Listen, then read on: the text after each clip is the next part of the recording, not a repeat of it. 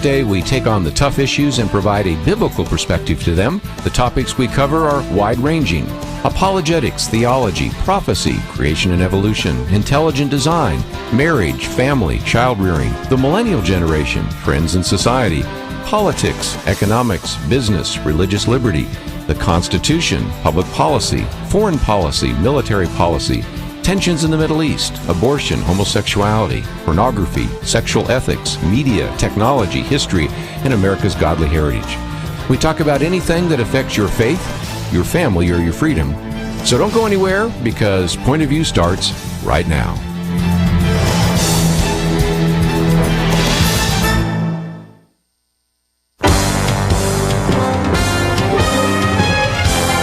Across America, live, this is Point of View.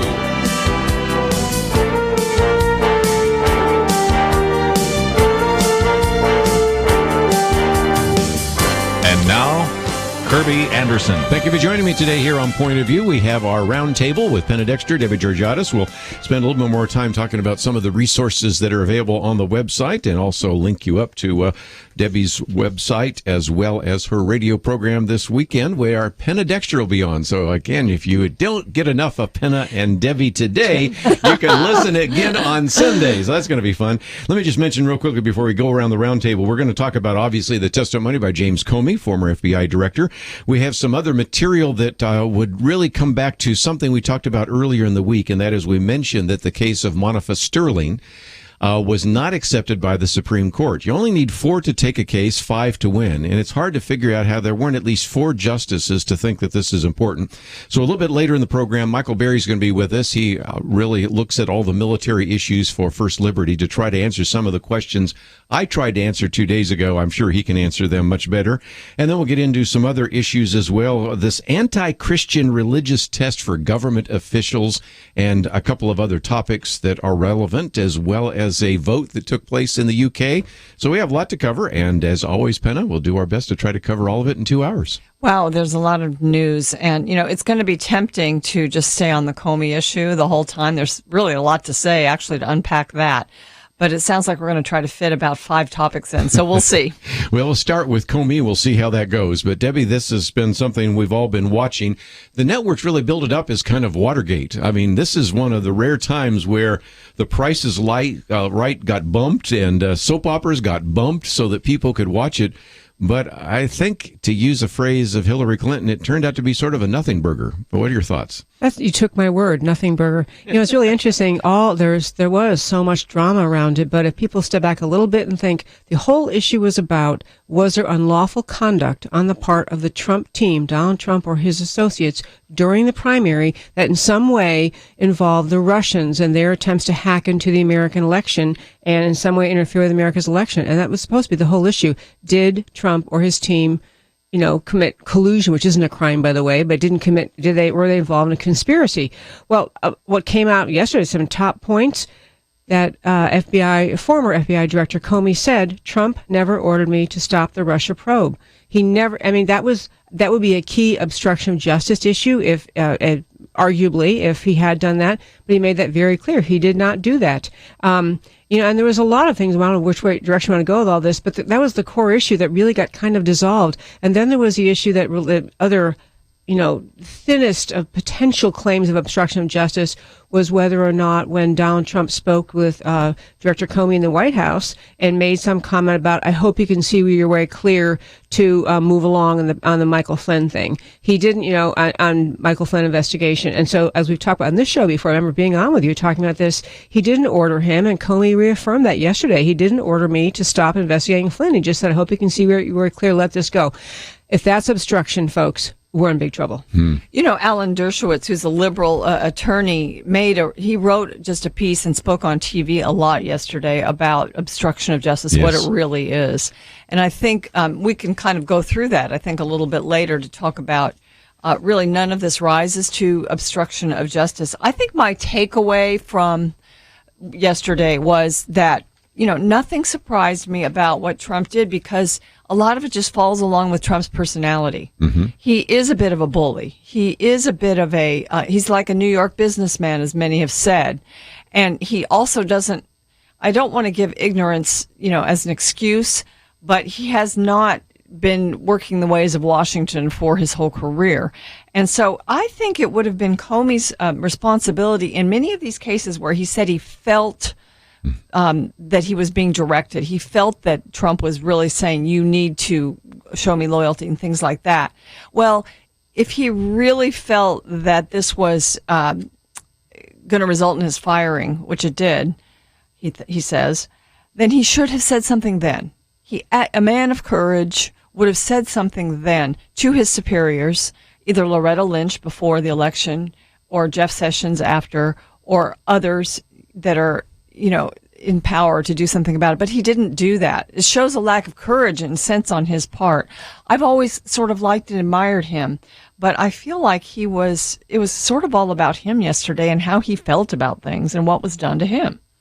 I agree with that. And, one thing you mentioned about Donald Trump being so new in Washington and he hasn't had a lifetime experience, even being around the FBI type people. But when Director Comey submitted to the Senate Intelligence Committee before his hearing, he submitted his statement, and he talked about the first time he met President-elect Trump was on January 6th, where they gave him a briefing, and there was a series of intelligence officers there in the Trump Tower telling him the whole long story, including, so they had this briefing, and then Comey acknowledges in what he submitted to the Senate that everyone else left at Comey's instruction. So Comey stayed and talked to Trump about this dossier issue, which, as it turned out, was another just myth, but there was a dossier story that turned out to have no proof to it, no legitimacy. But that is perfectly understandable to me that Donald Trump would say, well, this is what you do when something's really sensitive. You ask everyone else to leave. He didn't see it was a big problem to ask to speak to the director of the FBI alone, because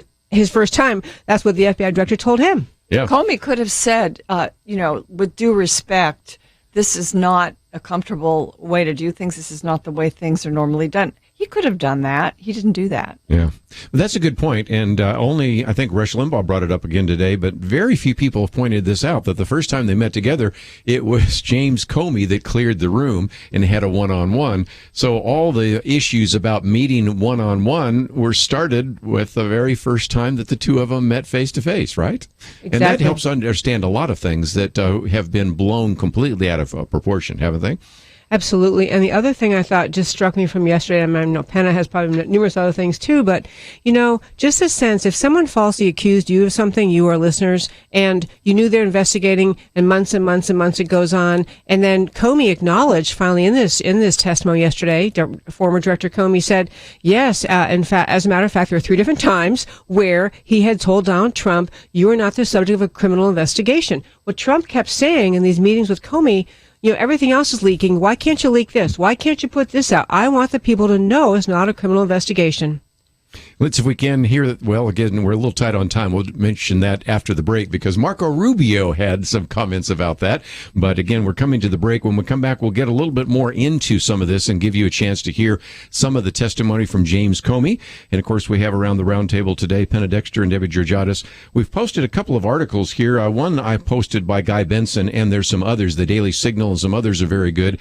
The moments that were the most helpful and most damaging to Donald Trump. And so you'll have some of that if you'd like to read it and get a little bit more of a blow-by-blow. And, of course, we'll give you a chance after the break here to hear from a couple of questions that were asked of James Comey by these various senators. The first one we'll hear from is Marco Rubio, since Debbie set that one up for sure. And also just some questions about why is it that after he would have a meeting, the former FBI Director James Comey would sit down and write a memo, and then who is the one that's been leaking some of this? At least we know one person that's been leaking the memos because yesterday he told us. So we'll take a break and we'll give you a chance to hear from him directly. And a little bit later we'll hear from Michael Berry to give you an update on that Monica Sterling case that was not accepted by the Supreme Court and what that might mean in the military. And then we'll get into a couple of other issues. All that coming up right after this.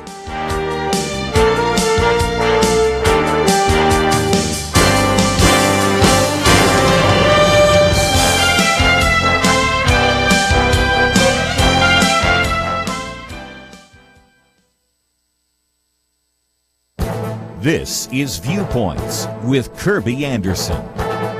Brian Thomas points out that the eastern two-thirds of the country have little federally owned land. By contrast, the federal government owns most of the land in the western states. Henry Lamb asks why the federal government owns 65% of the land west of Denver and only 2% of the land east of Denver. You know, these questions are beginning to be asked by various commentators, especially as citizens in western areas of America would like to develop property in their states. Originally, the government only needed land to fulfill its basic duties. Land was needed for federal buildings, roads, and parks. The rest of the land was available for private ownership. When the western regions of America became states, government philosophy was changing. Progressive reformers wanted to expand the size and scope of government, and they were also convinced that the government could do a better job of managing the land than individual private landowners. Brian Thompson writes about the contempt progressives had for what they called individualism and their desire for an expansive government based upon the living and evolving Constitution. Add to that an ecological mentality that argues that developing land is bad for the environment, and you have the situation we find today. Henry Lamb reminds us that the Constitution originally delegated certain powers to the federal government. This would include acquiring land for specific governmental needs, like building post offices, and the 10th Amendment declared that powers not granted to the federal government were reserved for the states and the people. Unfortunately, the states are no longer on an equal footing with the federal government. That is one reason why the federal government owns 98% of the land in Alaska and 86% of Nevada land. It also illustrates why the federal government is still working to confiscate the private property of ranchers and other private citizens. I'm Kerby Anderson, and that's my point of view. Take Kerby and the Point of View team with you on the go with the Point of View app. Search for Point of View Radio at the Apple or Google Play stores.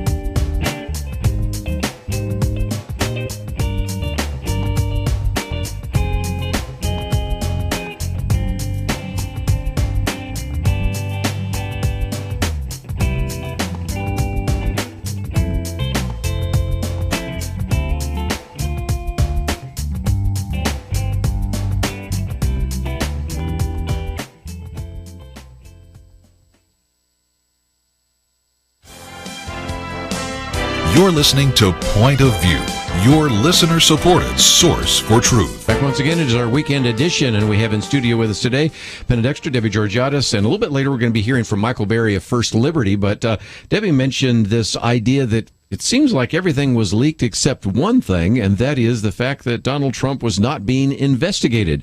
Well, that did not escape Senator Marco Rubio. The president has asked three things of you. He asked for your loyalty, and you said you would be loyally honest. Honestly loyal. Honestly loyal. He asked you on one occasion to let the Mike Flynn thing go because he was a good guy. By the way, you're aware that he said the exact same thing in the press the next day. He's a good guy, he's been treated unfairly, et cetera, et cetera. So I imagine your FBI agents read that. I'm sure they did. The president's wishes were known to them, certainly by the next day when he had a press conference with the prime minister. But going back, the three requests were, number one, be loyal. Number two, let the Mike Flynn thing go. He's a good guy. He's been treated unfairly. And number three, can you please tell the American people what these leaders in Congress already know, what you already know, what you've told me 3 times, that I'm not personally under investigation? Those are the three things he asked. Yes, sir. You know, this investigation is full of leaks left and right. I mean, we've learned more from the newspapers sometimes than we do from our open hearings, for sure. You ever wonder why, of all the things in this investigation, the only thing that's never been leaked is the fact that the president was not personally under investigation, despite the fact that both Democrats and Republicans and the leadership of Congress knew that and have known that for weeks? I don't know. I find matters that are briefed to the Gang of 8 are pretty tightly held, in my experience.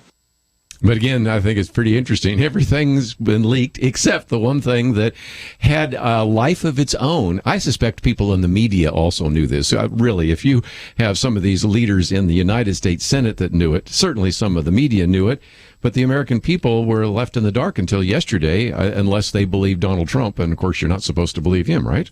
Well, there's just been an effort. It's been an all-encompassing effort to delegitimize the Trump presidency from day one.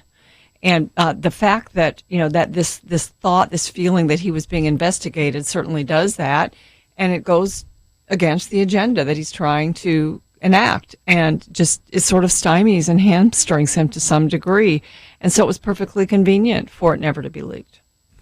I agree with that. And there's also a distinction that many pundits have made, and again bears repeating, which is the FBI really has two kinds of investigations. One is a criminal investigation, and the other is a counterintelligence investigation. So what former Director Comey was saying was there was never any criminal investigation ongoing about Donald Trump. There's a counterintelligence investigation trying to figure out, what the Russians did and really maybe whether Trump's team at all was involved. But that is a huge difference. And I think to Penna's point, I think many people, proverbial low information voters, just keep hearing he's under investigation, he's a bad guy, he's done something wrong, and they assume it's a criminal thing and that Donald Trump has done something terrible.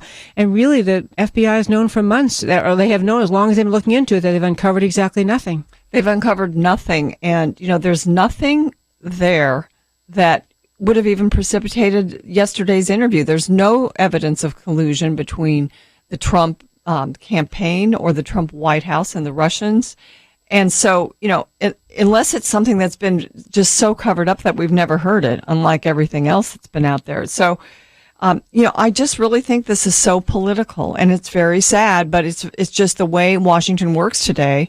And, you have to, I think, we as believers, love or hate Donald Trump, we have to pray for this president, because nothing will be done. We will not get any of our priorities enacted during this term unless this president is able to function as a president. And isn't that part of the issue here? I mean, some people have said it's because it's harder to go after the agenda, so it's been easier to go after some of the appointees. Valor Huber this week, they've been going after her and HHS and things like that, because it's just simpler, and it's easier and clearer. But it isn't that there are that many people, especially in the Senate, if they knew that he was not under investigation, but they're still talking about, we need to pursue this investigation.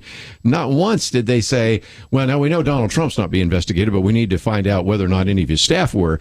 Nobody that I can tell ever said that. And until really yesterday, then the American people got to hear it from James Comey.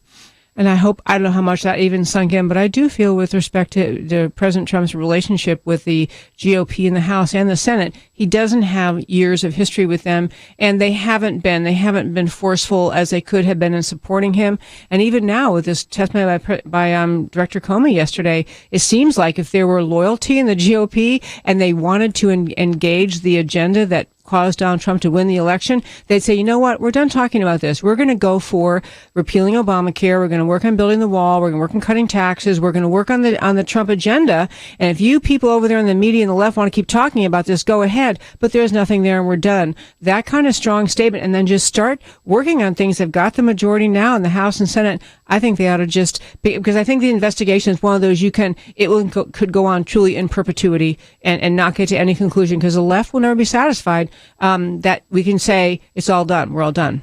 Let's talk about leaks, because I see some of our callers want to talk about the leaks. So the first one is where, again, former FBI Director James Comey was asked why he started writing down some of this. A combination of things. I think the circumstances, the subject matter, and the person I was interacting with. Circumstances first, I was alone with the President of the United States, or the President-elect, soon to be President. The subject matter, I was talking about matters that touch on the FBI's core responsibility and that relate to the President-elect personally. And then the nature of the person. I was honestly concerned that he might lie about the nature of our meeting, and so I thought it really important to document. So then let's, if we can, put the other piece on the table, then we'll take some phone calls. And that is, he was also asked about this leak, and he explained why he leaked the memo. Number 5. Did you show copies of your memos to anyone outside of the Department of Justice? Yes. And to whom did you show copies? I asked, President tweeted on Friday after I got fired that I better hope there's not tapes. I woke up in the middle of the night on Monday night, because it didn't dawn on me originally, that there might be corroboration for our conversation. There might be a tape. And my judgment was I needed to get that out into the public square. And so I asked a friend of mine to share the content of the memo with a reporter. Didn't do it myself for a variety of reasons, but I asked him to because I thought that might prompt the appointment of a special counsel. And so I asked a close friend of mine to do it. Well, I'd love to get your comments. I see some callers want to talk about that, but Debbie, you got first off because I can see on your face a reaction. This is the FBI director admitting he leaked. Number one, he wrote something and intended to get it out there. Causes make you wonder what else he may have leaked, because he's never accounted for all the other leaks and seems unable. In fact, the other thing Trump kept saying to him is, could you figure out who's leaking? Please tell me. And they never could figure it out. Well, he was one person leaking. And the other thing, he just sounds so petulant and childish.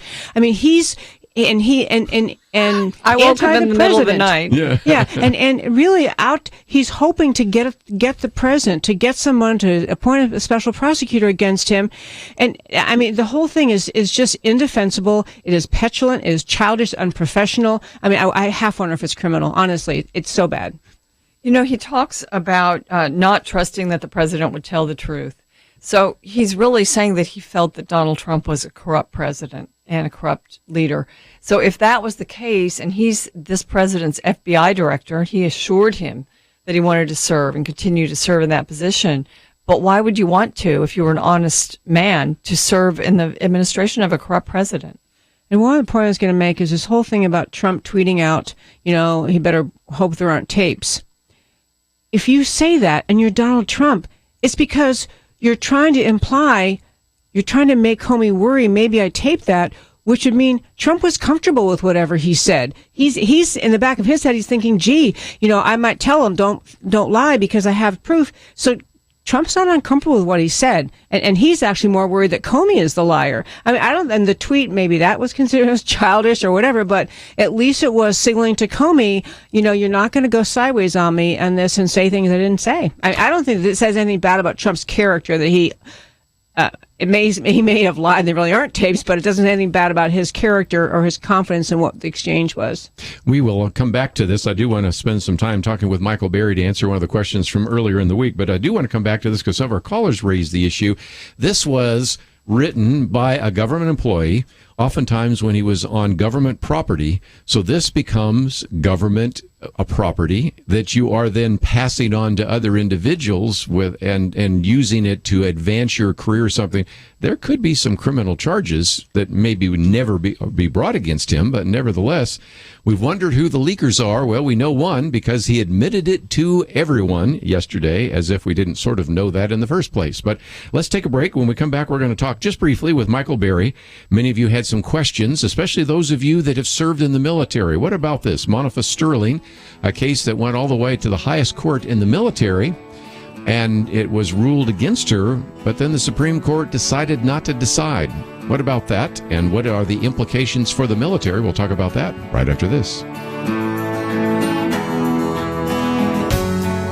Point of View Radio has been changing lives for a generation. Listeners have been inspired to apply themselves in all kinds of ways, to stand up as lawyers defending the Constitution and freedom, to start Christian schools, training up a new generation, to launch ministries on college campuses, even to run for and serve in Congress. So again, what are you doing to make a positive change? One way to start today is to join the Truth Team, Truth Team 360, and help us change lives. Our nation needs a Truth Team very badly. Support Point of View Radio today at pointofview.net. Set up your monthly gift by clicking the Truth Team 360 picture and then carefully follow the directions. pointofview.net. By phone, you can give at 1-800-347-5151, 800-347-5151, or mail that first donation to Point of View, Box 30, Dallas, Texas 75221, Box 30, Dallas 75221. Point of View will continue after this.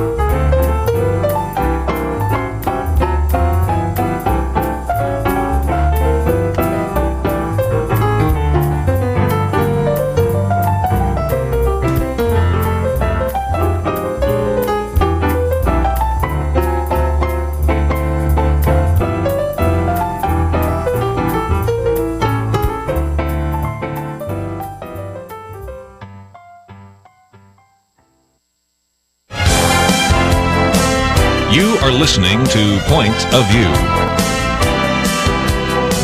The opinions expressed on Point of View do not necessarily reflect the views of the management or staff of this station. And now, here again is Kerby Anderson. Weekend edition. If you'd like to join our conversation, we will get back to this conversation about the former FBI Director James Comey, but we thought for just a minute we would bring Michael Berry on, Senior Counsel and Director of Military Affairs for First Liberty. When we announced earlier in the week that the case, Monifa Sterling, was not taken by the Supreme Court, we have in studio with us Penna Dexter and Debbie Georgatos. But Penna, we had people, first of all, saying, how did you not get at least 4 justices to see the importance of this case?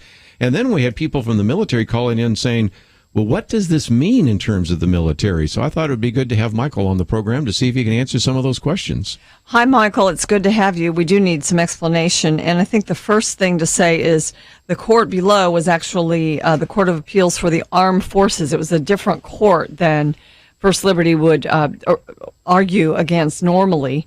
And so I guess the first question is, why didn't the Supreme Court take this? You would think that this would be an important case the court would take. We could tick off maybe 5 justices that would have voted for this. Yeah, well, thanks for having me back on again. It's always great to be with you guys. And I think the most important thing to keep in mind for everybody is when the Supreme Court decides not to take a case, literally the only thing that you can really take away from that is, as you discussed, that you did not get 4 justices who voted that they wanted to hear it. And there might be any number of reasons why 4 justices or more decided not to take a case, and they traditionally and historically will not reveal the reasons why. So anybody who's practiced before the Supreme Court will tell you you cannot and should not read too much into a denial of reviewing a case by the Supreme Court. It does not indicate at all what they maybe thought about the merits of your arguments or of your positions or anything like that. It literally, there's any number of reasons why the justices wouldn't take a case. So what does this ruling then by the lower court that stands mean for religious freedom, and especially the Religious Freedom Restoration Act? Wasn't that part of the argument? Yeah, well, what it really means is I think the most direct impact of this ruling will be on Monica Sterling herself, and unfortunately for her, this is a bad ruling. The lower court's opinion, the Court of Appeals for the Armed Forces, which was a terrible decision, is going to be left to stand. And everybody, a lot of people have asked me, well, what does this mean for her? Well, legally speaking, it's the end of the road. There's nowhere else you can turn after you've sought review at the Supreme Court and they say no. So, that's the most immediate effect. In terms of long term, what does this mean for religious liberty in the military? It's hard to tell because certainly this is a hard blow to religious freedom for people in the military. And one of the I think if you're trying to pull out legal principles that this case stands for, one of them might be that satisfying the substantial burden aspect of RFRA. RFRA requires that somebody show that there's been a substantial burden on their religious belief or religious exercise. That maybe that's a little bit harder to do in the military than for civilians, which just sounds outrageous, right? That people serving in the military and defending our religious liberty actually have a tougher hill to climb than the very people that they're protecting. But all is not lost. That's also another thing that I want people to know. There was the last time the Supreme Court took a military religious liberty case was over 30 years ago, and that was the case of Goldman versus Weinberger. And Goldman, in that case, Dr. Goldman, actually was very supportive of Monica Sterling and thought that she should have had her case heard by the Supreme Court and that she should win. Unfortunately, that's not going to happen now. But in Dr. Goldman's case, when he had to sue for his religious liberty to be able to wear a yarmulke as an Orthodox Jewish service member, he lost at the Supreme Court. He lost 5-4. And what happened as a result of that was Congress was so upset by that decision that they changed the law. They actually changed the federal law and told the military, nope, you now have to allow people to have some kind of accommodation for religious apparel or religious garb. So there is hope that our members of Congress, our legislature, will see what's happened in the Sterling case, and we know that they have because they've already reached out to express their outrage, and perhaps that will provide some kind of catalyst or impetus for there to be a legislative solution, as there was in Goldman, or maybe the Secretary Mattis or the Department of Defense will realize this is not a good outcome for people serving in the military, and perhaps there can be some action taken to fix this. I was curious, if I may, on the decision that was by the Military Court of Appeals. Was that what she was charged with, insubordination, that she just wouldn't take it down when she was told to? Or I'm getting at the notion, is there some narrow interpretation of this that isn't so broad as no expression of religious belief in your workspace? Is it just a narrow I mean, how much can we reasonably narrow the impact of the military court appeals decision? Well, that ultimately is going to be up to practitioners and judges, right, to take this case now and try to figure out what the outer bounds of it are going to be. Hopefully people will not overread the case to mean that there can be no religious expression while you're serving in the military. That would be a horrendous reading of the Sterling opinion. And as I said earlier, I think if you want to limit it to its narrowest kind of central holding, it's that essentially one of the things that the majority opinion at the military court of appeals pointed out was that, look, she didn't notify anybody that what she was doing was religious, and she didn't ask for permission to do this, so to speak. And again, that's outrageous to me, that somehow she is held accountable because her superiors did not recognize a Bible verse when they saw one. It's like biblical illiteracy is now a defense to violating people's constitutional rights. But maybe that's the lesson that people serving in the military can take away from this. Is okay. Again, as ridiculous as it is, I now have to tell somebody, hey, by the way, I'm asking to not have duty on Sunday because I have to go to church. And going to church is a religious act, by the way. That would be terrible. I'm doing so in accordance with my sincerely held religious beliefs. If that's okay with you, sir or ma'am, right? So, and again, I mean, maybe I'm engaging a little bit of a hyperbole there, but that's kind of the logical outflow of this opinion, this military court opinion, is that people serving in the military now have to really be very thoughtful about when they want to engage in religious exercise, and that includes just something as simple as displaying a Bible verse, or think about this, just putting a Bible on my desk. And if I'm ordered, hey, remove that Bible from your desk, now people are going to have to think twice. Well, gosh, can I be court-martialed for not removing a Bible from my desk? That sure seems like a violation of my constitutional rights. But that Sterling case, gosh, I don't want to go down that road. So, it reminds me of kind of the term we use now is these trigger warnings that people have to give out. So perhaps there needs to be trigger warnings for people in the military who are going to engage in religious expression or religious activity. Michael, you mentioned that, you're hopeful that perhaps there could be some action either by Congress or by the Department of Defense to protect people's religious rights because this is such an outrageous thing that's happened. What about the order by President Trump about religious liberty? I mean, he did mention the military in that.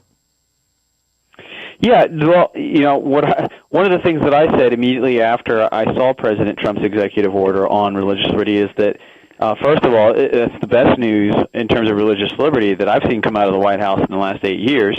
And second, and more specifically, if any organization or any federal agency stands to gain, or group of Americans stands to gain the most from that executive order, it's potentially the U.S. military.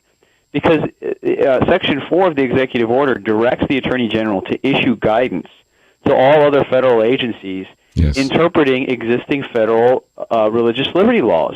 Well, one of those agencies that would fall under that guidance would be the Department of Defense. So if the Attorney General of the United States, Jeff Sessions, issues guidance, as the President has directed him to do, interpreting religious liberty protections, that would include RFRA, the Religious Freedom Restoration Act. And that guidance would then get pushed out to the Department of Defense. And again, this is not far-fetched to envision the Department of Defense seeing that guidance and thinking, "Oh goodness, maybe we probably need to kind of do an audit of how well we're complying with this ourselves."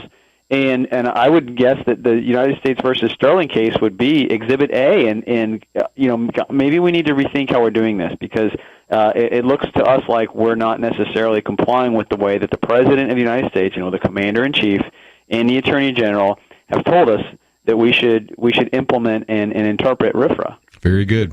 Michael Berry's been with us. Let me just mention one of the resources we always point you to. Of course, right next to his picture is a link to firstliberty.org. And if you go to firstliberty.org/kits, There is actually a religious liberty protection kit for those in the military, as well as for schools and churches and other ministries. Michael, thank you for being with us. We'll be back right after this.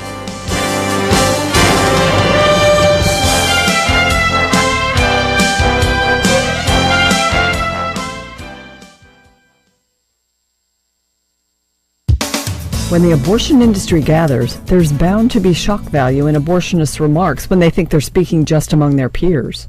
The Center for Medical Progress, or CMP, sent investigators undercover to the National Abortion Federation conventions held in 2014 and 2015.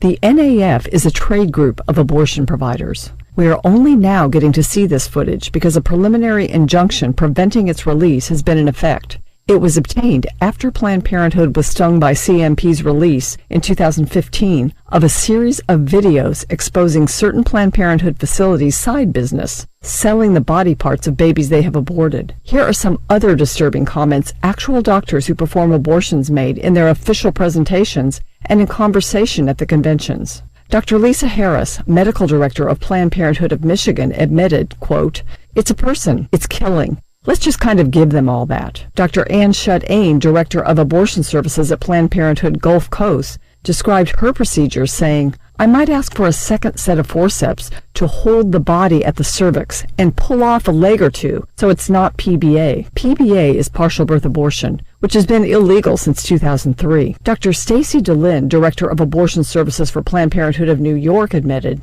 "We certainly do intact DNEs. These are partial birth abortions." Dr. Uta Landy of the Consortium of Abortion Providers of Planned Parenthood Federation of America described a moment during a procedure saying, "An eyeball just fell down into my lap and that is gross." The audience laughs. Dr. Susan Robinson from Planned Parenthood Mar Monte told her audience, "The fetus is a tough little object and taking it apart on day one is very difficult." And she makes a stabbing sound to show how difficult. So nonchalant and cavalier about killing. For Point of View, I'm Penna Dexter.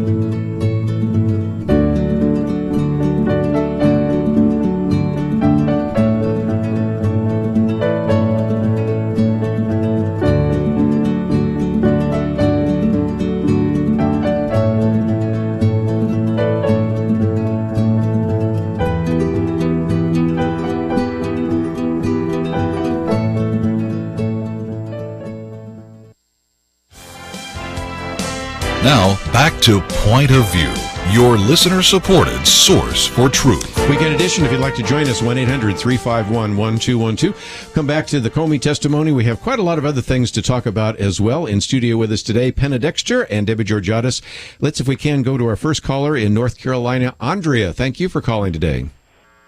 Oh, thank you, Kerby. I'm Andrea, right? Andrea, yeah, thank you. Yes, I'll sir. try to pronounce sir. it correctly. You did. The name went away. That's okay. Couple of things. If I could address it to Penna first, the abortifacient issue, Dr. Dobson, I believe, panel member will know, has a case about the abortifacient issue about the staff members. He wrote a letter to the president, and I'm sure you're aware of all that. And that's still in court, correct? Yes, but I think there has been some action with regard. That's like the Little Sisters of the Poor and yes. Other cases. There's First Liberty has the Inside for Living case. I think, there's some movement on that. I think that this, I really need to defer to the folks that are working in that area. But I do think there's been some movement on it, and the executive order by Trump on religious liberty was also helpful. And the Little Sisters of the Poor case, it was sent back to get some more fact finding done, and so there's movement on it, and there's hope. Let's put it that way. And then the only other thing I was going to say, and I know you would agree with me, I'm sure you would, and talk about it better than me. The FBI director was fired on May 9th.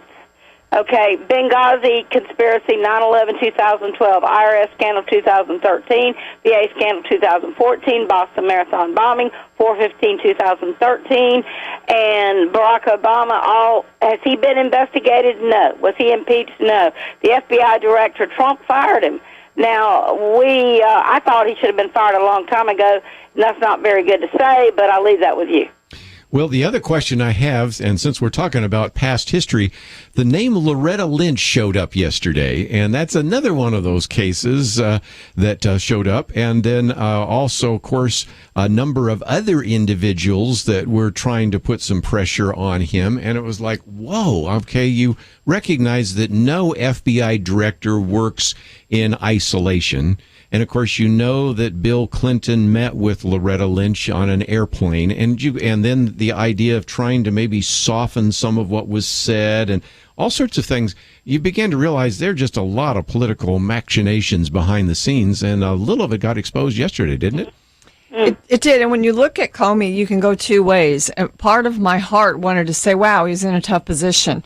But the other side of me said, okay, Loretta Lynch asked him to refer to the Clinton email investigation as a matter, not an investigation. Matter, yeah. So he was supposed to play along with that, and he actually did.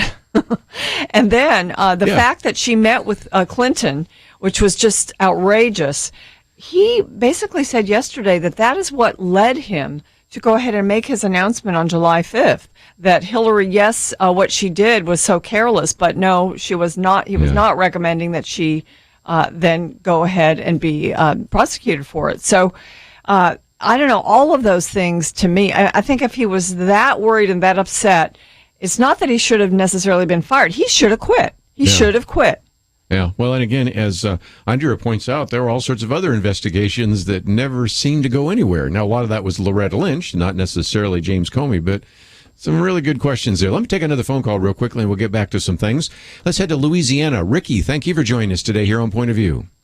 Yes, thank you, Kerby. I just wanted to find out if you ever found out who was the judge that did not want to take the review. I know in rulings they give dissenting opinions and the judges sign off on that, but I guess if they don't want to take the case, they don't name themselves. Yeah, and we asked Michael, and he did not know. I didn't think he would know, but again, it's not hard to come up with four, because let's start with Neil Gorsuch. Nobody doubts his interest in religious liberty issues. Samuel Alito, nobody doubts that. Clarence Thomas, there's three right there. So all you need is one more, and that could be Justice Roberts. It could be Justice Kennedy.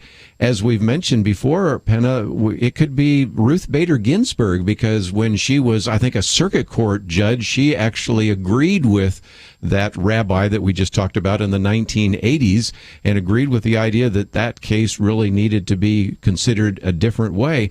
So I could come up with probably six people, and you only need four. But for some reason, either they thought, we don't want to get into this right now, it's maybe not the best case. I don't know, but it's... it may have been that. You know, also, we have to always remember, Kelly reminds us when he's here that the Supreme Court only takes a certain number of cases. Sure. So in their minds, they had to rate its importance, and perhaps they thought that it wasn't as important as some others. Yeah, maybe just thought, well, it's just a Bible verse. But you just heard Michael Berry say something that I thought was really intriguing.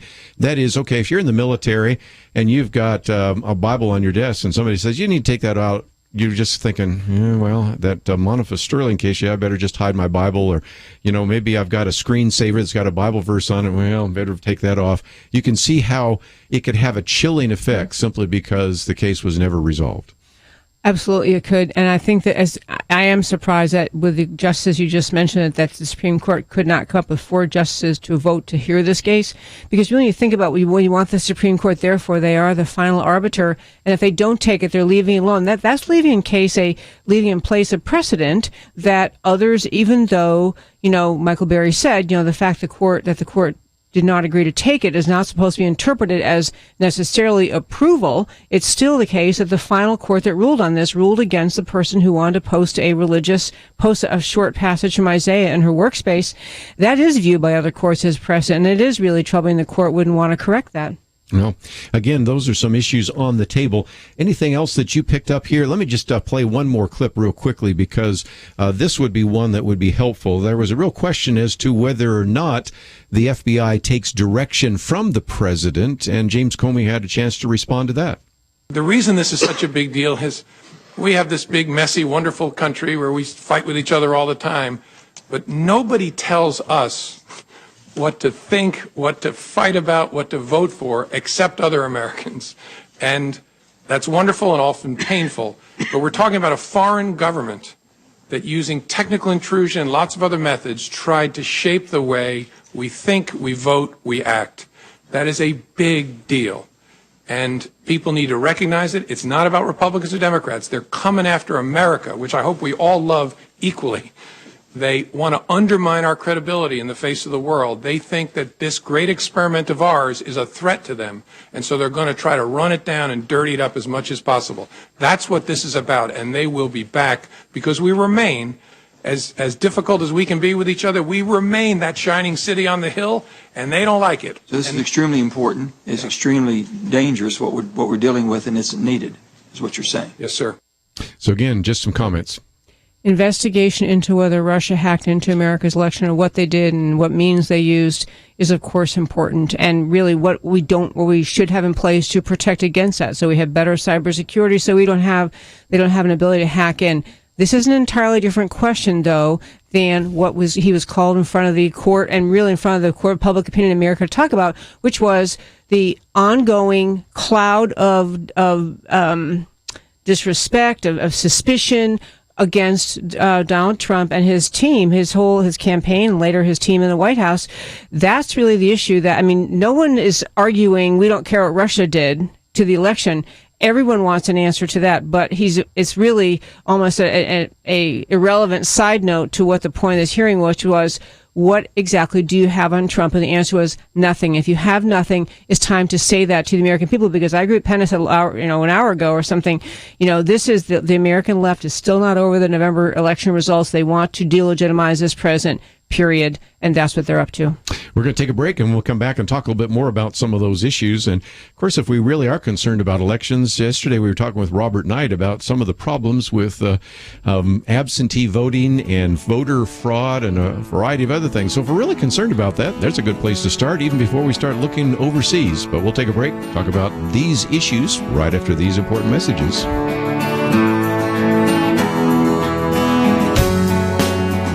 Sarita is a Point of View listener in Georgia, someone probably a lot like you. Listening to your program, she writes, has helped me realize that I do have the power to conduct change in my area and this nation. And with all of the online tools you provide, this power has become even more apparent to me. What can one person do? A whole lot, says Sarita. And then she says, and together we can get even more done. She's right. Sarita is right. This is a moment of opportunity, and together with you, Point of View is looking to accomplish a lot. This program and those online tools she mentioned will only continue being available if we hear from people like you this week. Join Truth Team 360. There are many levels. Check them out. Choose the size of the part you can play at pointofview.net/team or call 800-347-5151. Pointofview.net/team and 800-347-5151. 800-347-5151. Point of View will continue after this.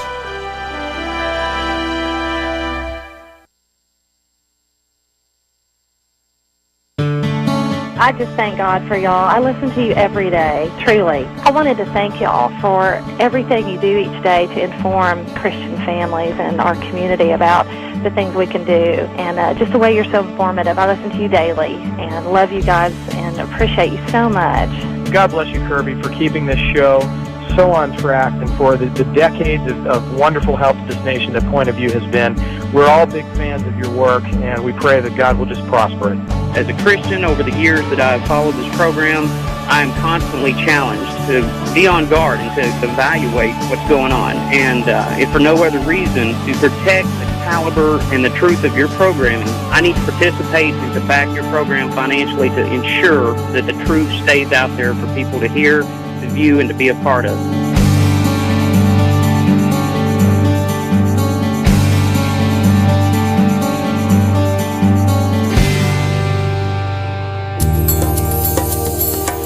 This is Point of View Radio.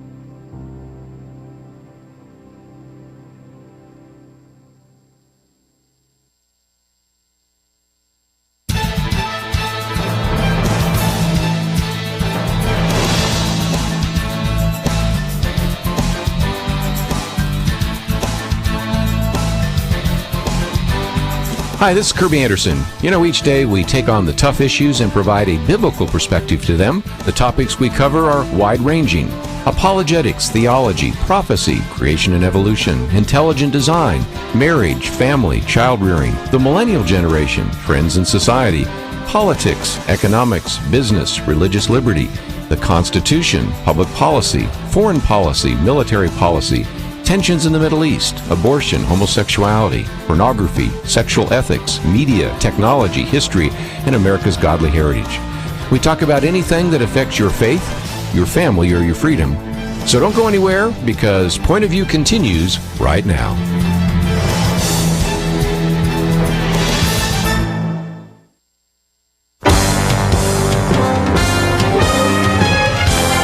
Across America, live. This is Point of View.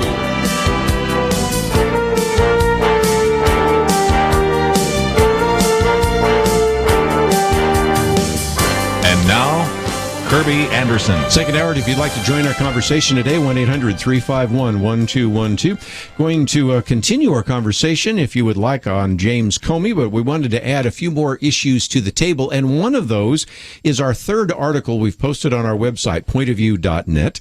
And in studio with us, Penna Dexter and Debbie Georgatos. I want to go around the round table here, because this is something that you may just now be hearing about. I've seen a couple of articles that have appeared in World Magazine. We've posted one from the Gospel Coalition. You might have seen it on Facebook, but you have two different United States senators. Probably the best known would be Bernie Sanders, since of course he ran for the presidency, and they began to really grill one of these many individuals that Donald Trump has put in his administration that are Christians.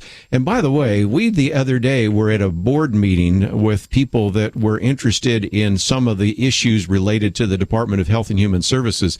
And we started going down this list, and it was pretty incredible. You know, you start with Tom Price, and then you have all sorts of other individuals at sort of undersecretary positions, which we've mentioned here as well.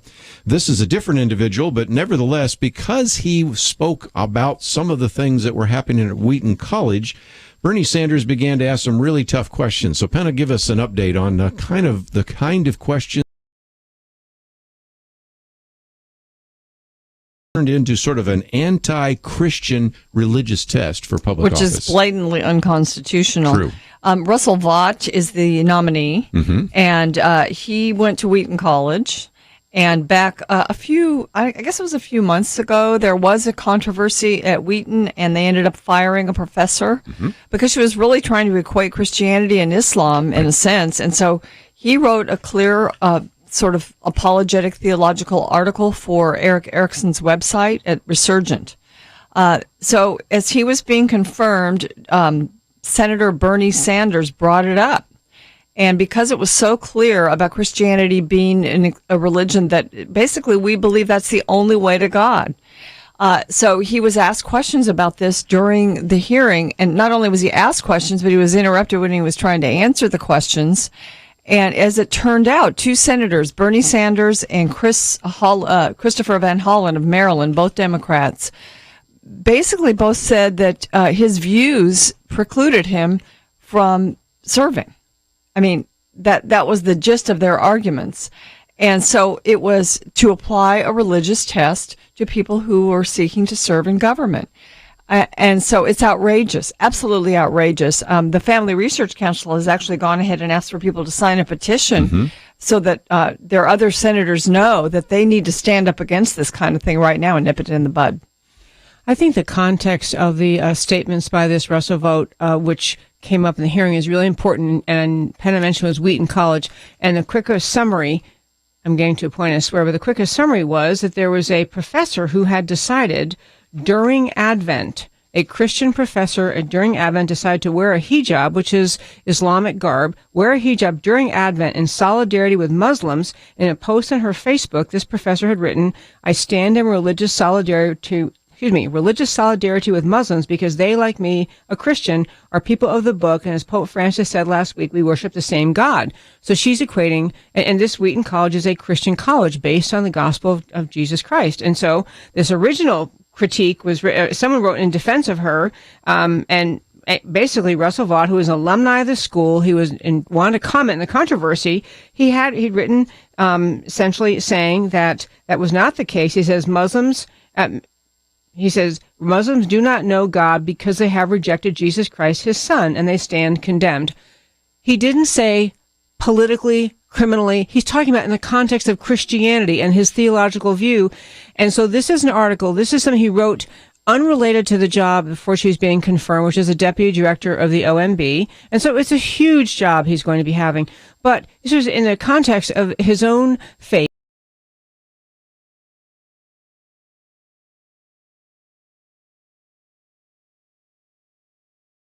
Is the depth of intolerance toward Christianity. It's not, it is a religious test for a public official, but it's also in particular intolerance on behalf of these two Democrat senators saying, you can't really believe what Christianity says. You can't do that. That's terrible. And what Bernie Sanders was trying to say to Russ Vought was, essentially, he asked him, do you think your statement is Islamophobic? Well, he's basically saying if you don't accept Jesus Christ, the way, truth, and the life, if you don't accept, then Russ Vought is saying, then you're condemned. And it's a Christian worldview. So Sanders is saying to him, isn't that Islamophobic? What he's saying is, you can't really believe the core of what Christianity teaches because that's being mean to Muslims. I don't know if any Muslim is subjected to that. In fact, I was thinking Keith Ellison was sworn in his service to the United States Congress, put his hand on the Quran. The ACLU that has weighed in complaining about Russ Vought thought that it was fabulous that Keith Ellison got sworn in. The religious tolerance when it was Islam, but Christianity, you can't even write in a private document something that you think without being subjected to criticism. What I thought was so interesting is the ACLU, since you mentioned just a minute ago, said that religious freedom is such a fundamental liberty that the framers of our Constitution enshrined it in the First Amendment. So that's why it's so disturbing that Trump continues to pack his administration with people like Russell Vought. Wait a minute, the religious liberty means you have the religious right to hold to the exclusivity of Christ, or you have the religious right to believe in Allah, or you have the religious right to be an atheist. And it's ACLU in their statement actually contradicted themselves, right? Or am I missing something? I don't think you're missing anything. When you look at this, okay, he's running for deputy director of the OMB. Yeah. Shouldn't they be talking about economics in this hearing? Don't you? Yeah, if you don't have an economics background or you don't understand the federal budget, okay, that's a very legitimate question. If you believe that Jesus Christ is the way, the truth, and the life, then that shouldn't really be a big issue. I'm glad that you do believe it or you don't believe it, but it has nothing to do with working at OMB, right?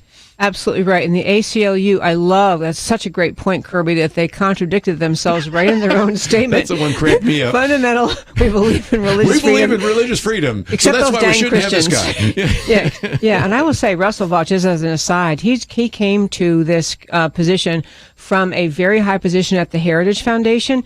If there's ever an expert who could tell you how it works, he's brilliant at it, which is what they should have been asking him about. I think what the Democrats are really not going to like about him is because he's very good at exposing where money gets wasted, where our priorities are, what's percentage-wise, where our priorities are wasting money. He's going to be good at that, and they're really not going to like that.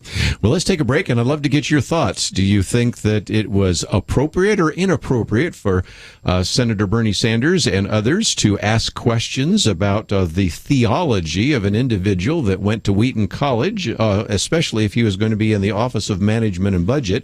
And if you think it is appropriate, are we now finding one more position where you can't be a Christian? Because we've already said it's really hard to be a Christian and be a baker, a florist, an innkeeper, a photographer. Now, do we have to add to this as well, a member of the United States government, an employee? Because if these kinds of questions are going to be asked, you can see the possible implications. So if you'd like to join us, let's open up the phones again, 1-800-351-1212. We have a lot more to cover, but we wanted you to know about this story that's just starting to get some attention. Probably you heard it here first, right on Point of View. We'll be right back.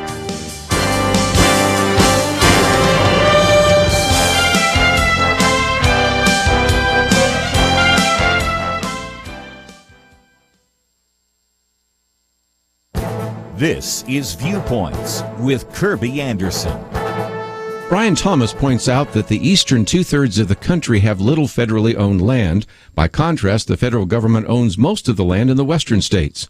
Henry Lamb asks why the federal government owns 65% of the land west of Denver and only 2% of the land east of Denver.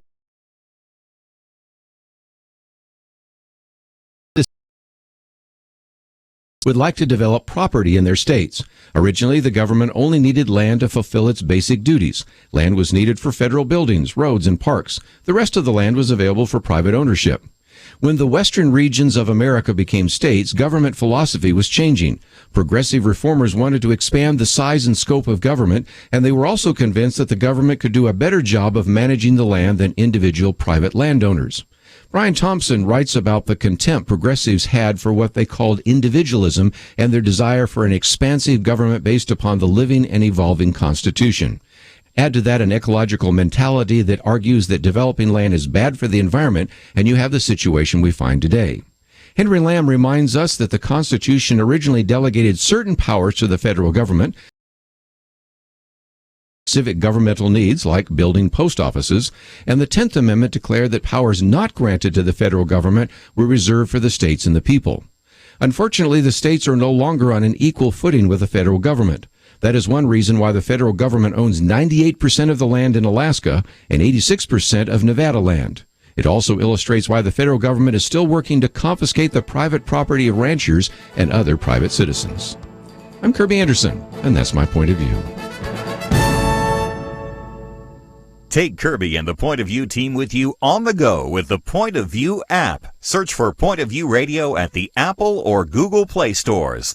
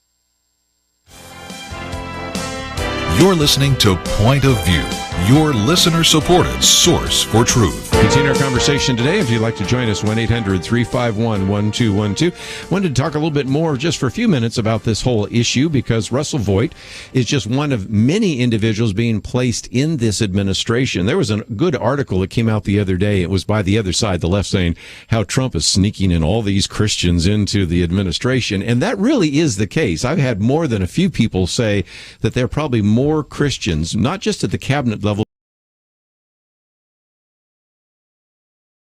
large part, not much due to Donald Trump as it is to, I think, Mike Pence, but whether the and case also is just the transition team that he had. I mean, the transition team was conservative, and you just have to say that a lot of believers have a really good work ethic because they have a biblical worldview, and so they've done a lot of good things for the conservative movement, and now they're the ones that are being chosen.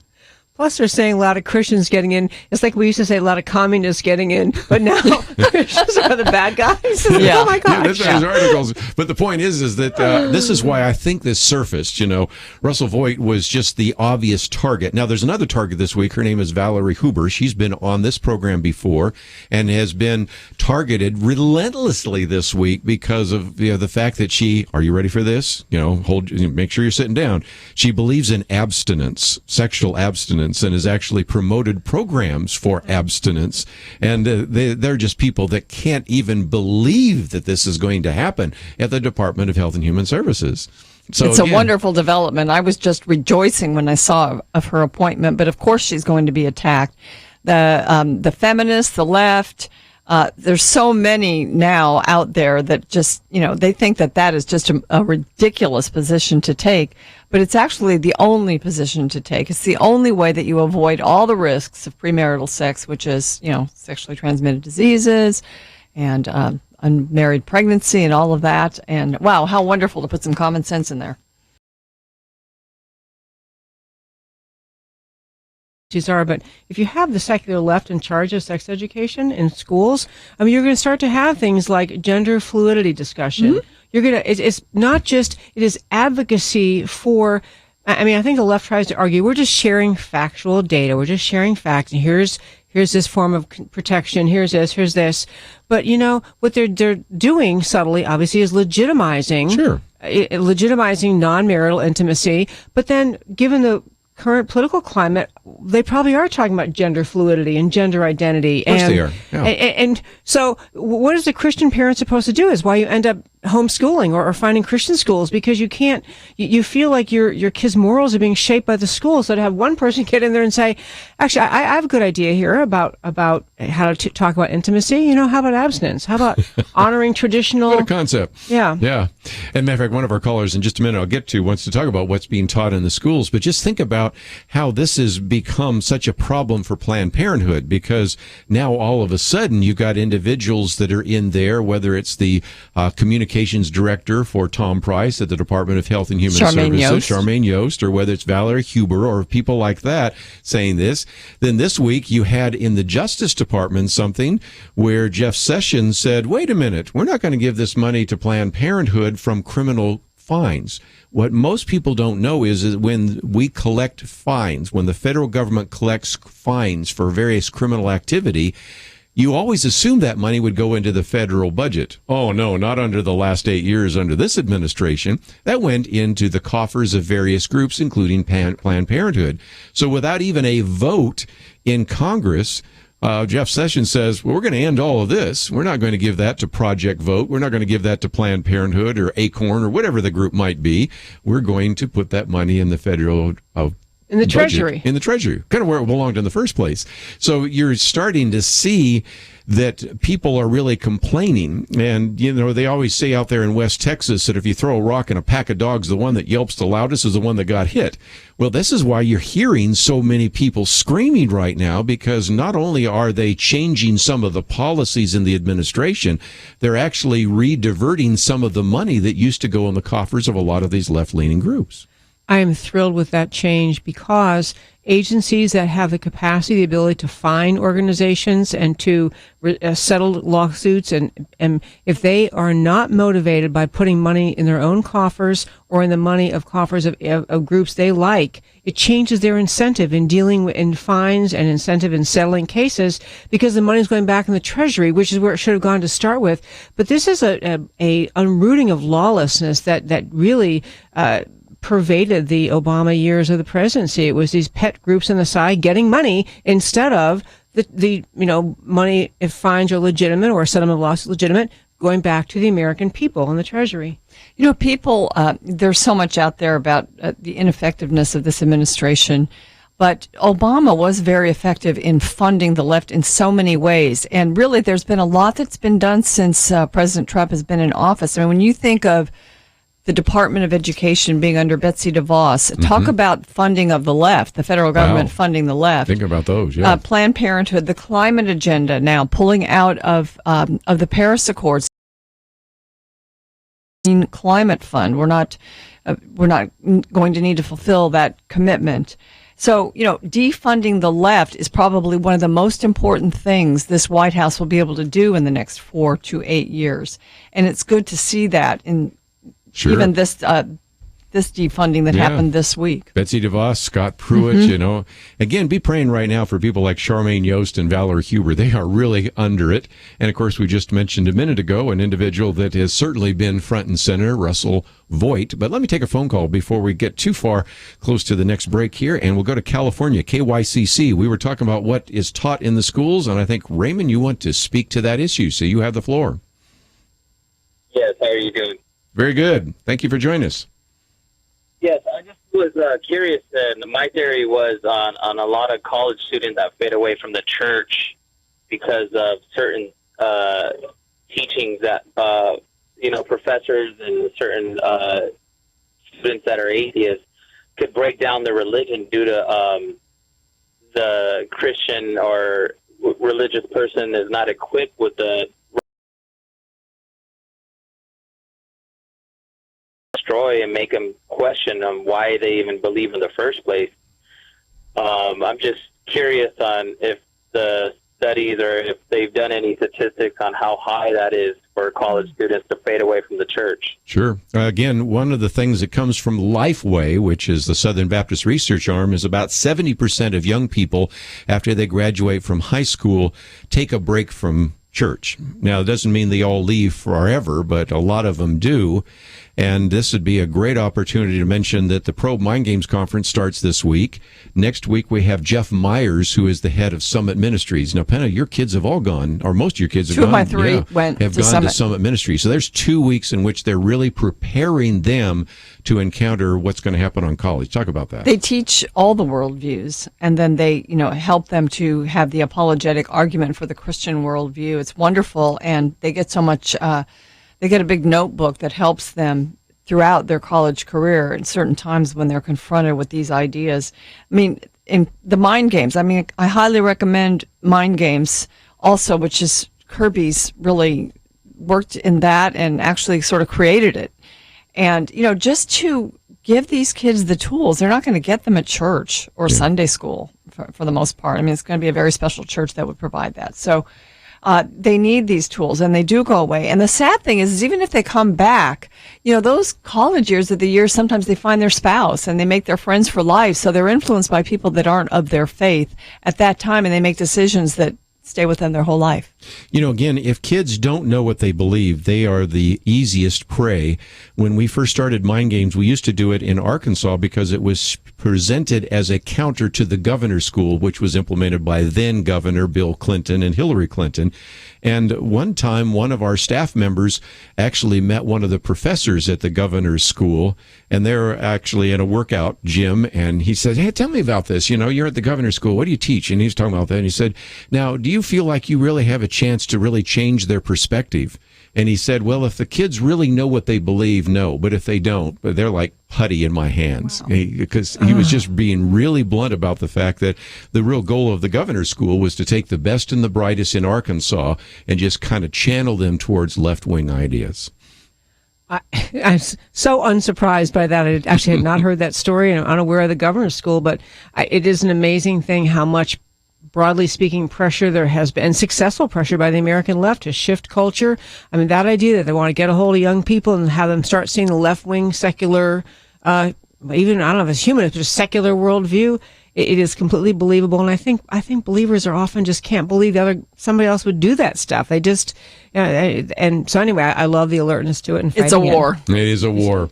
Yeah, it is a war. And again, the book I would commend to you is the one we talked about yesterday. That is The Guide to Culture, and it's written by John Stonestreet and Brett Kunkel. And if you did not have a chance to interview or hear the interview we did with him yesterday, over 300 pages, just really equipping you as a parent or a grandparent to make sure your kids are thinking biblically about every area of life. We'll take a break. We'll be back with more right after this.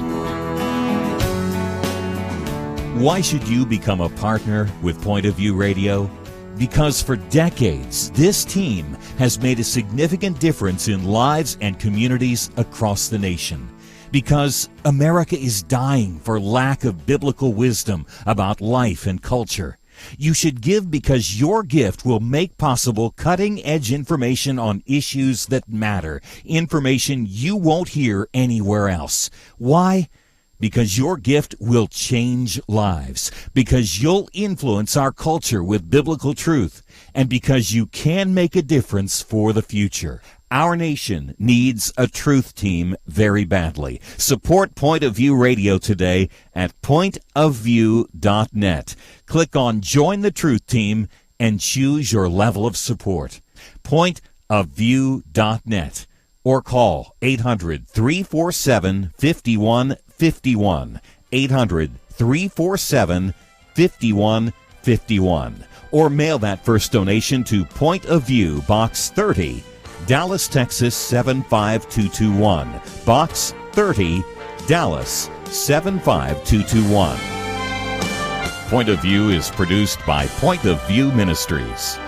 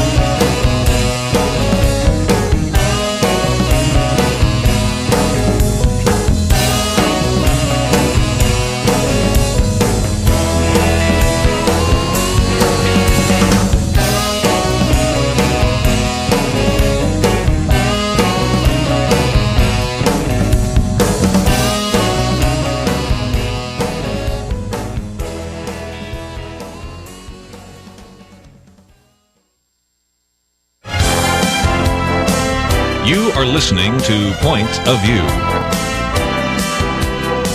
The opinions expressed on Point of View do not necessarily reflect the views of the management or staff of this station. And now, here again is Kerby Anderson. Final half hour, if you'd like to join our conversation, privileged to have in studio with us today Penna Dexter and Debbie Georgatos. In just a minute, I do want to talk about her program, America Can We Talk, because you want to hear this Sunday. I can't wait to hear the two of you women go at it again. This is always fun. And of course, I have a chance to watch you on Facebook Live, so that's one opportunity, but you can also listen to it, and we have some links. But let's see if we can get to the second, or I guess it's the third article we've posted here, America Drifting Towards Divorce. But to understand understand that you have to back up a little bit. And last month, I spent some time talking about how Dennis Prager has up until recently been making the case that we are in the midst of kind of what he calls a second civil war. But then he adds, quote, unlike the first civil war, this war is not violent, unquote. Now he's removed the disclaimer because he's begun to see what is happening when you look at what is happening on various college campuses. This week in our Millennial Roundtable, we spent some time talking about Evergreen State College, and we'll get into that a little bit later. You look at some of the other people protesting, and so there is a sense in which, as he points out, left-wing thugs engage in violence and threats of violence with utter impunity. They shut down speakers at colleges, block highways, bridges, and airport terminals, take over college buildings and offices, occupy state capitals, and terrorize individuals at their homes. So the argument Dennis Prager's been making is that we're kind of in a civil war, whether we acknowledge it or not. David French, on the other hand, said, well, it's not so much a civil war, we're drifting towards divorce, but in either case, yeah, you've got to understand, you've got this one individual there in Seattle who actually said she didn't have any Republican friends, and the people in the city council applauded. So we live in these isolated silos. So what about this civil war and this idea that we're headed towards a divorce? Any thoughts? Well, first of all, too light of a term, that it is a civil war, and that really the left is trying to undo the American Revolution. And when the words of somebody like a Bernie Sanders in the Senate hold sway, then you've lost a lot. You've lost a lot. And part of our consensus has been around Christian principles, and that's gone. So yeah, we are in a war, and there's two sides that are so far apart that it's hard to have dialogue. So I see that. I don't know that there's a big difference between a civil war and a divorce. I think a civil war could end up in a divorce. Mm-hmm.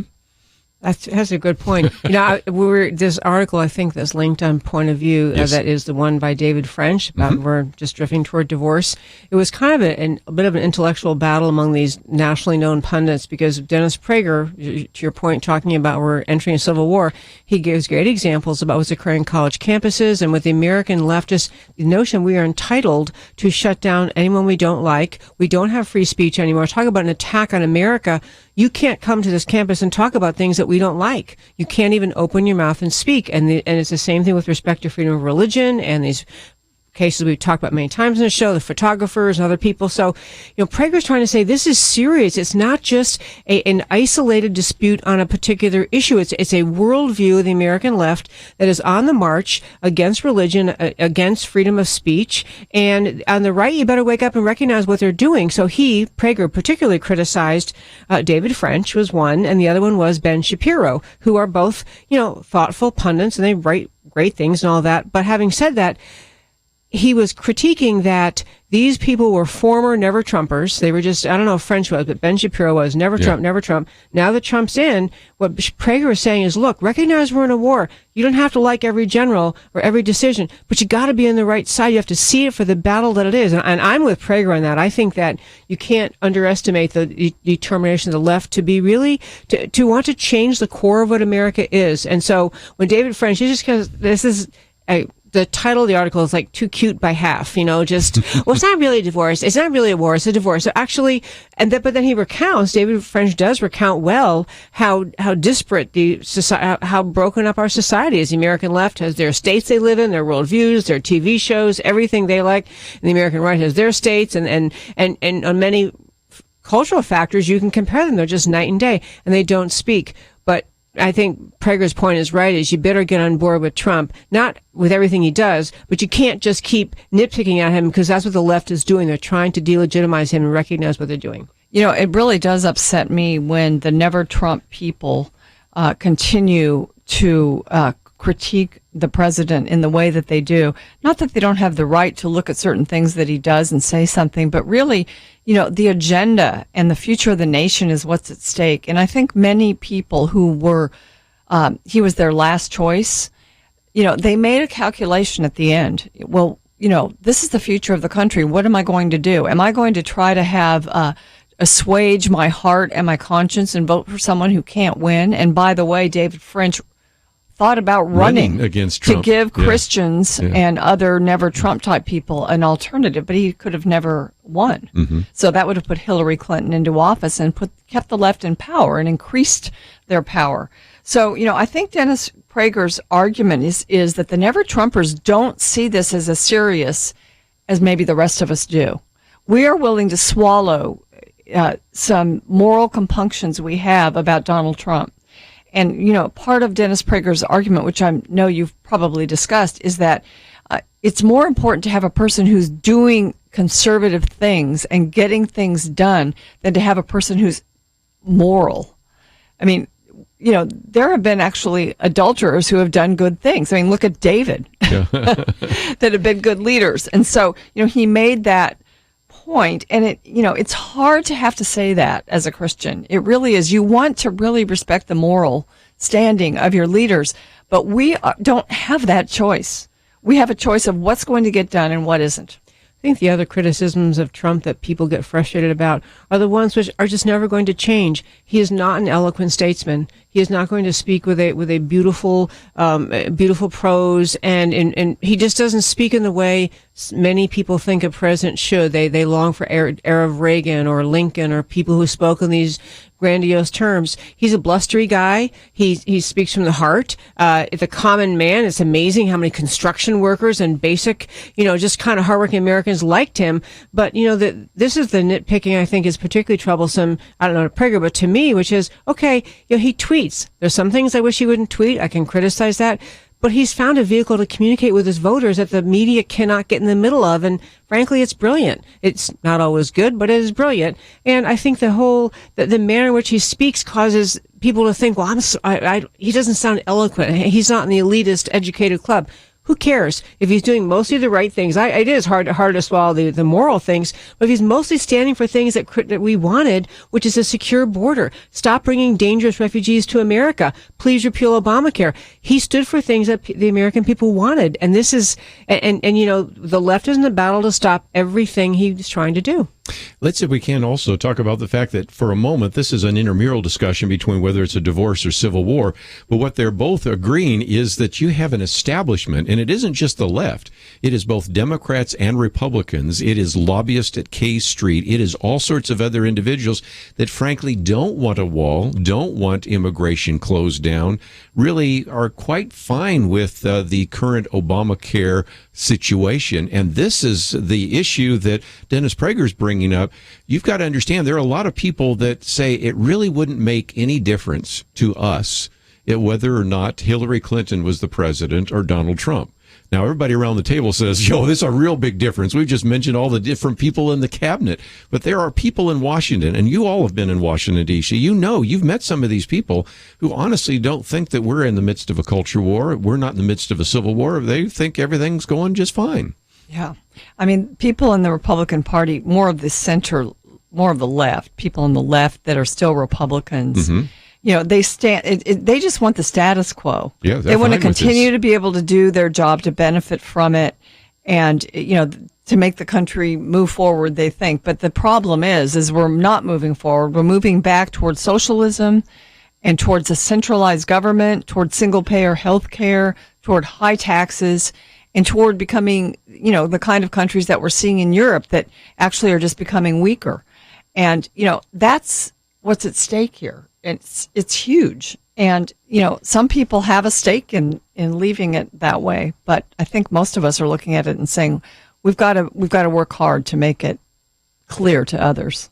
Absolutely. I think the biggest political divide right now is between the elected GOP, who know when they go home to give speeches what the people want to hear, and they would say, sure, I support Donald Trump's, repeal of Obamacare and building the wall and all the things that you were just talking about. They know they have to say that, but the truth is, in Washington, they are invested in their long-term hold on their seat, whether it's House or Senate. They're invested in their relationships with the lobbyists, with the media. They don't want to upset the apple cart. They were shocked that the American people did want to upset it. And they don't want to do that. They don't want to stand for things that are going to be tumultuous and bring media, anger targeted at them. They just rather keep the peace and keep on keeping on, just pretending that they stand for these changes they say they stand for.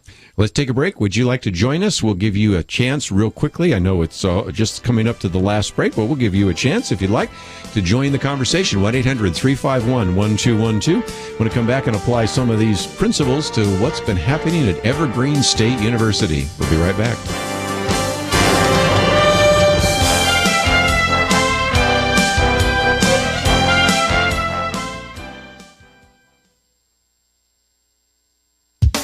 When the abortion industry gathers, there's bound to be shock value in abortionists' remarks when they think they're speaking just among their peers. The Center for Medical Progress, or CMP, sent investigators undercover to the National Abortion Federation conventions held in 2014 and 2015. The NAF is a trade group of abortion providers. We are only now getting to see this footage because a preliminary injunction preventing its release has been in effect. It was obtained after Planned Parenthood was stung by CMP's release in 2015 of a series of videos exposing certain Planned Parenthood facilities' side business, selling the body parts of babies they have aborted. Here are some other disturbing comments actual doctors who perform abortions made in their official presentations and in conversation at the conventions. Dr. Lisa Harris, medical director of Planned Parenthood of Michigan, admitted, quote, "It's a person. It's killing. Let's just kind of give them all that." Dr. Ann Shutt-Ain, director of abortion services at Planned Parenthood Gulf Coast, described her procedures saying, "I might ask for a second set of forceps to hold the body at the cervix and pull off a leg or two so it's not PBA. PBA is partial birth abortion, which has been illegal since 2003. Dr. Stacy DeLynn, director of abortion services for Planned Parenthood of New York, admitted, "We certainly do intact D&Es. These are partial birth abortions." Dr. Uta Landy of the Consortium of Abortion Providers of Planned Parenthood Federation of America described a moment during a procedure saying, "An eyeball just fell down into my lap and that is gross." The audience laughs. Dr. Susan Robinson from Planned Parenthood Mar Monte told her audience, "The fetus is a tough little object and taking it apart on day one is very difficult." And she makes a stabbing sound to show how difficult. So nonchalant and cavalier about killing. For Point of View, I'm Penna Dexter.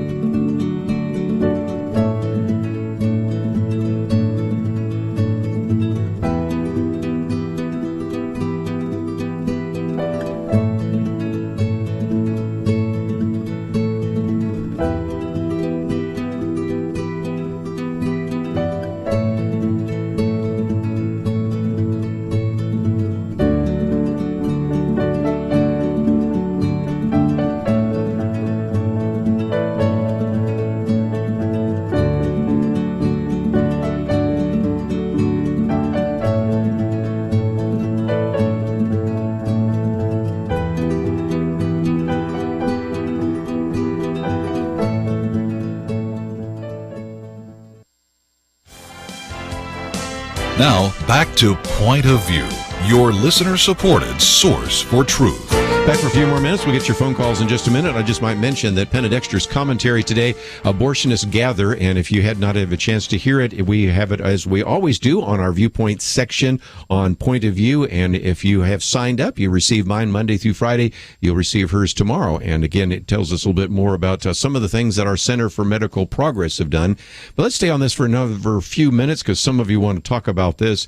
Dennis Prager put it up this way. He says, "It's beginning to dawn on many Americans that mayors, police chiefs, and college presidents have no interest in stopping this violence. Left-wing officials sympathize with the lawbreakers, and the police, who rarely sympathize with thugs of any ideology, are ordered to do nothing by emasculated police chiefs." Well, when we look at some of the things that have happened at the University of California at Berkeley, or at Middlebury College in Vermont with Charles Murray, or at Claremont McKenna College in California with Heather McDonald, or the most recent one that we had quite a robust discussion Wednesday on our Millennial Roundtable at Evergreen State College.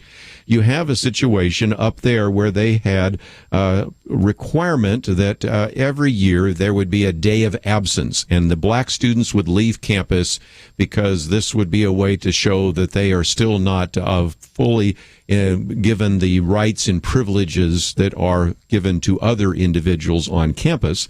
But this year they decided that instead, because they felt threatened, the black students would stay on campus and the white students and faculty should leave. Well, that led one professor, who we've talked about before, who simply said, wait a minute, this doesn't make any sense. He's a biology professor. He is just as liberal. Well, first of all, you have to be liberal to go to Evergreen State College. It's one of the only two colleges in the country that doesn't issue grades. UC Santa Cruz and Evergreen State don't even give you grades, okay? And it's all about racial theory and all the rest. So anyway, when he began to say that doesn't make any sense, they stormed into his classroom, threatened him. He had to, as he said in the editorial that eventually showed up in the Wall Street Journal, do something he never thought he'd ever have to do, and that is hold a biology class in a nearby park because he's too threatened to be on campus. There has been at least $10,000 worth of damage, and schools school has been basically suspended. And so you might say, well, what would the president do? Well, Evergreen's president, George Bridger, said, it's just the way discourse goes these days. And even the Seattle Times and the New York Times finally said, wait a minute, we have to have some kind of order. We have to have some kind of discipline. We have to have some kind of deterrence. And so what Dennis Prager is pointing out is we're getting to a point where it's really starting to look like a civil war. What are your thoughts? I'm almost speechless. It hardly ever happens to me, but I will say a couple of quick things. You know, I love these kind of cases getting publicity because what's happening in college campuses is so far removed from normal American life, normal American assumptions about how we discuss ideas, and the sense of entitlement in young people, these people who stormed his office, they're saying, you can't even express opposition to anything we think we're allowed to do, or we'll destroy your property. And then the answer of the administration is say, well, that was really a little bit what I believe it was the mayor of Baltimore did after the Freddie Gray case. She said, well, they just need to vent. And so she let a mob of people going through the city burn down buildings, destroy cars, legitimacy being conveyed by people like this college president and other people in charge of institutions and frankly in our government, that outrage against anything you don't like is justified, and you can act on that outrage, and America will protect you. I mean, law and order seems like an inadequate term to even say when you return to law and order. We need to return to the presumption that you can't break into other people's things, that we all have rules, and if you go to college, you can't threaten people. But the sense of entitlement that has just penetrated, especially young liberals, to think, I never have to put up with anything I don't like, and I can shut down anyone who doesn't. This is talk about losing America. If those folks get in charge someday, yeah, life would change. You know, the sad thing on a college campus is it's supposed to be sort of a free arena for ideas to be expressed. And when you don't allow that anymore and you allow the thugs to rule, you deprive then the students of the ability to learn how to argue their point. And even the liberals don't have to argue their points because they get it a different way. So I think it's even more of a disgrace that this is happening to such a great degree on the campus, because people lose the ability then to argue, to debate.